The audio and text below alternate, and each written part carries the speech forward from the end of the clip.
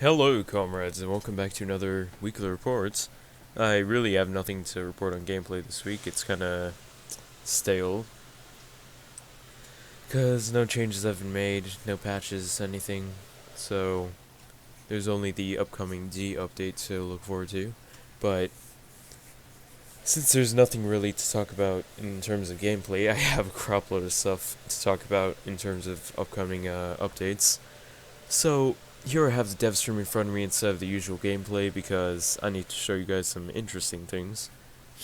So, as someone in the comments of the previous weekly report mentioned, they did mention the the upcoming Squad 2.0 update. It's probably in the next build, the D build, of course. It's still unnamed, so can't call it anything. But here at, I have some timestamps marked here. So here at around 7:50, 7:48 actually. Here you can see the various, you might be able to notice some changes. One is that thing, which shows the name of your soldier, I think the rank in the new squad system, and the player, or friendly players, wherever you are, or wherever they are. So that's interesting. It also shows at the bottom here the squad members, if you can see that. Very interesting. I think Squad 2.0 is definitely coming out in the next update. At least I hope so. It sounds really interesting. You can search around on the forums if you want more details on it. But next up here I have something interesting, as you saw at the bottom here. It's saying something about the T20 Komsomolets. So here's a T20 armored tractor Komsomolets. It's going to be the what is it? The Soviet counterpart to the M29 Weasel and the, I forget the letter or number designation, but the Ketzenkraftgrad. This one actually has a machine gun, and some armor to protect the driver and the gunner. Very interesting, but as you can see here, like the other two, the passengers are very exposed. Otherwise, it's actually quite the versatile transport vehicle. Very interesting. I'm looking forward to using it. As you can also see here, there's going to be new camos for Soviet infantry, and it's also mentioned later in the dev stream that there's going to be new camos for infantry, paratroopers, and recons for all three factions. So that's very interesting, and now there's a camo here, actually worth buying for the infantrymen. I'll probably buy it, because that's a really dang camo. And, let's see, N49. The hell, stupid autocorrect. New camo for the M29 Weasel, which over here, 949. It's the olive drab camo that's also seen on the M29, or not the M29 Jeep, the Bloody Woolies MP Jeep. You know, the standard vehicle for infantrymen. There's also going to be new camos for the Ketzenkraftgrad also, I believe. So that's it for that. There's also going to be new sounds for the transport vehicles. This is just for the Ketzenkraftgrad, which is right here. So like, I'll turn that up. we're slowly working our way through all the sound effects and updating it, and some guys is sort of trying to. As you can hear, well, as you probably heard, the Ketzenkraftgrad has a new engine sound, and I'm assuming the M29 Weasel will as well.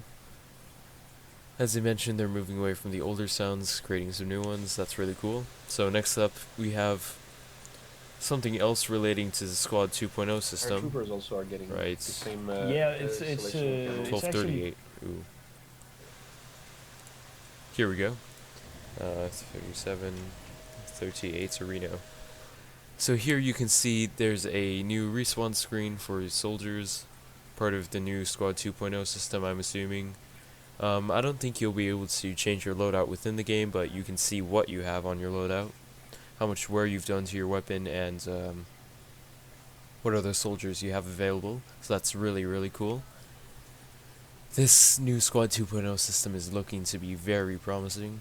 I'm liking it. It's going to be a good system. I'm going to use it. Just freaking props to you if you get that reference. Next up, something else relating to the Squad 2.0 system over at 1335 here.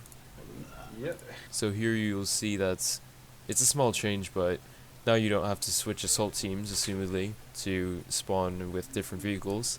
It's also shown later on in the... where is it? So What is it?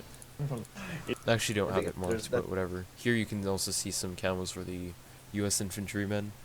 It's pretty cool. Let's see, 1357. As you saw me scrolling through, I'm sure you saw the new camo for the Soviet recons. One is right here, and there's another variation of it, the summer pattern. That's the fall, I think? Yeah. So here's the summer pattern. Looks very, very nice. I'm looking forward to these. I'll show you guys the para camo for the Soviet paratroopers. Now they don't look like freaking pieces of crap flying around. It's interesting, and there's another variant of it over here. The summer variation. Just like the Soviet infantrymen and the recons will have. Very interesting. And lastly, a new weapon for the Germans. 2625. Here we go.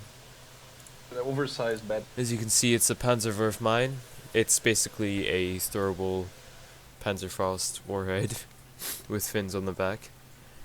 It's going to be the throwable anti-tank grenade for the German side. You won't have to attach it like the Hafthaltung, which could be quite problematic in game. So now the Panzerwerf mine you can throw around. It's actually really interesting. I'll show you the explosions here. I could seriously hurt myself if I don't get out of the way. But it's a cool. I like the idea that it doesn't make a lot of noise. It's just like you hear. Yeah.